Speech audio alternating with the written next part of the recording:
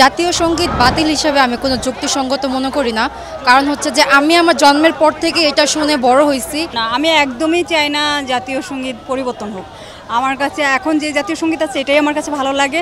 জাতীয় সঙ্গীত যদি থাকার না থাকার বিষয়ে প্রশ্ন ওঠে, তো আমার পার্সোনাল অপিনিয়ন হচ্ছে জাতীয় সঙ্গীত থাকবে, কারণ এটা আমাদের অনেক পুরনো একটা ঐতিহ্য। খামেরা তো দাগ হয় কিভাবে? এই যে ভাবি, দাগও যাবে রাগও যাবে, নিন চাকা সুপার হোয়াইট। তো আমি যদি আমার ব্যক্তিগত মত বলি, সেটা হলো জাতীয় সঙ্গীত একটা আবেগের জায়গা। জাতীয় সঙ্গীত একটা আবেগ। এটা ছোটোবেলা ওই অ্যাসেম্বলিতে দাঁড়ায় ঘুম ঘুম চোখে গুনগুন করে গাওয়া, তো ওই আবেগগুলা বা মানে জাতীয় সঙ্গীত বাদ দেওয়া মানে ওই আবেগগুলো ওটার সাথে চলে যাওয়া। যখন বিদেশের মাটিতে যখন আমাদের দেশে জাতীয় সঙ্গীত হয়, ওইটা যে শোনা বা ওইটা দেখা, ওইটাও একটা আবেগ। তো আমার মনে হয় না যে এই জিনিসটা বাদ দেওয়াটা যুক্তিসঙ্গত হইতাছে। তো যারা এটা নিয়ে দাবি উঠাইছে এটা বাদ দিতে, আমি বলবো যে ভাইয়ারা, আপনারা ভাই বা বোন যারা এটা নিয়ে দাবি তুলছে যে এটা বাদ দিতে হবে, তো আমি বলবো যে আপনারা আমার থেকে অনেক জ্ঞানী গুণী মানুষ, আপনারা অনেক বুঝেন। তো এই জিনিসটা নিয়ে আরেকটু আলোচনা পর্যালোচনা করার পর দেখেন। একটা জিনিস চাইলেই বাদ দেওয়া যায় না, একটা জিনিস চাইলেই ওইটার ধারাপথ ধরে চলা যায় না। সময় দিতে হয়, মানতে হয়, বুঝতে হয়, তারপর করতে হয়। দেশটা যেহেতু স্বাধীন করছি, সংস্কার করার দায়িত্ব আমাদের। কোন জায়গায় কি ভুল হইতাছে, কোন জায়গায় কি সঠিক হইতাছে আমরা দেখব। কারণ যেহেতু আমরা স্বৈরাচার হটাইছি, তো দেশ আমরা চাইব কি আমাদের মনের মতো করে হোক।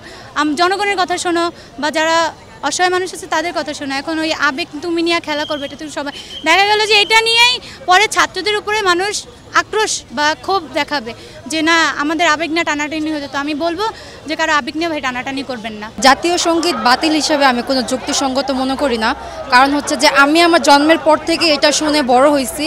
এখন হচ্ছে যে নতুন করে যদি কোনো জাতীয় সঙ্গীত আনা হয়, এটা আমাদের দেশের সাথে অন্তত যাবে না। তো আমি মনে করি যে জাতীয় সঙ্গীত এটাই থাকা উচিত, যে আমার সোনার বাংলা আমি তোমায় ভালোবাসি। এটার মধ্যে যে একটি শান্তি, এই শান্তিটা আমরা খুঁজে পাই। আর আমি মনে করি যে আমার পুরো জাতি, আমার বাংলাদেশের পুরো মানুষ এই গানটার মধ্যেই কথা, শান্তি সব খুঁজে পায়। তো জাতীয় সঙ্গীত চেঞ্জ করার বদলে আমি নেই, এটার পক্ষে আমি আছি যে জাতীয় সঙ্গীত রাখা হোক। না, আমি একদমই চাই না জাতীয় সঙ্গীত পরিবর্তন হোক।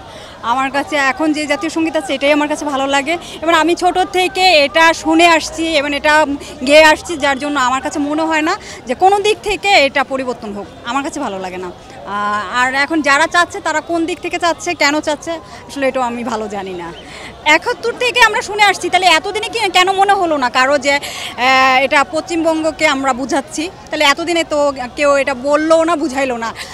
সরকার যে শুধু যে এতদিন যে আওয়ামী লীগ ছিল সেরকম না, সব দলই তো ছিল, সব দলই আসছে, তাহলে কেন তখন মনে হলো না যে এটা পরিবর্তন করা উচিত? জাতীয় সঙ্গীত যদি থাকার না থাকার বিষয়ে প্রশ্ন ওঠে, তো আমার পার্সোনাল অপিনিয়ন হচ্ছে জাতীয় সঙ্গীত থাকবে, কারণ এটা আমাদের অনেক পুরনো একটা ঐতিহ্য।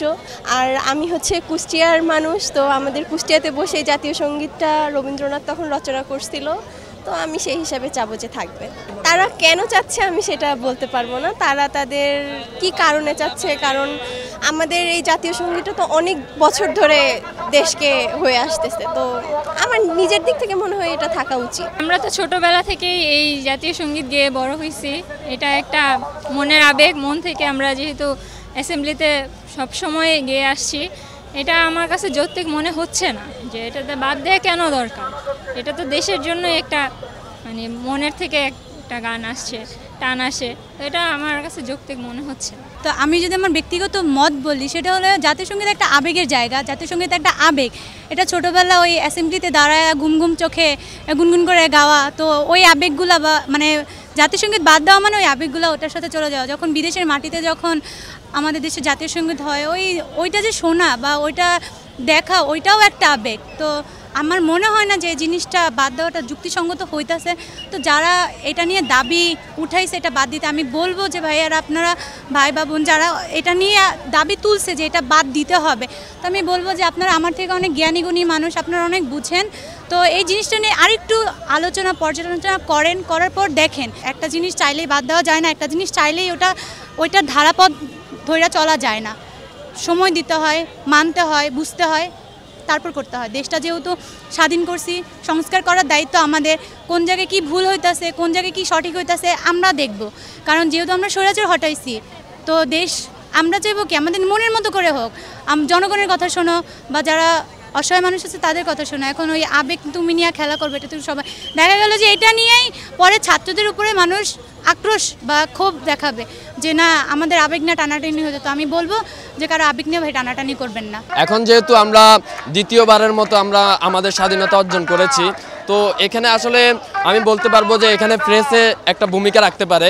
জনগণের সামনে আমাদের সংবিধান আর্টিকেলের 7 ক অনুসারে যদি প্রেসকে দিয়ে কাজে লাগানো যায়, যে জনগণের সামনে একটা পোল করে, যেহেতু সবাই বর্তমানে স্টুডেন্ট এবং শিক্ষিত কোয়ালিফাইড পারসন, সেক্ষেত্রে আপনারা একটা পোল করতে পারেন যে হ্যাঁ জনগণ আমরা আমাদের জাতীয় সঙ্গীতটাকে নিয়ে কন্ট্রোভার্সিতে আছি, এখন আপনারা কতজন পার্সেন্ট আমরা চাচ্ছেন যে জাতীয় সঙ্গীতটা চেঞ্জ হোক বা আমাদের সংবিধানটা চেঞ্জ হোক। তো সেক্ষেত্রে রাষ্ট্রের মালিক যেহেতু জনগণ, আমার মনে হয় জনগণ একটা পার্সেন্টেজ ভোট দিয়ে দিবে। তো সেক্ষেত্রে সরকার আলটিমেটলি স্পেসিফিকলি একটা ডিসিশন নিয়ে নিতে পারে। এটা নিয়ে আসলে এখানে বাড়াবাড়ির কিছু নাই। প্রেসকে ব্যবহার করে জনগণের সামনে প্রশ্ন ছুড়ে দেওয়া। হ্যাঁ, আমি আপনাদের সামনে একটা প্রশ্ন ছুড়ে দিচ্ছি যে আমাদের জাতীয় সঙ্গীত নিয়ে প্রশ্ন উঠছে, এখন আপনারা কি মনে করেন?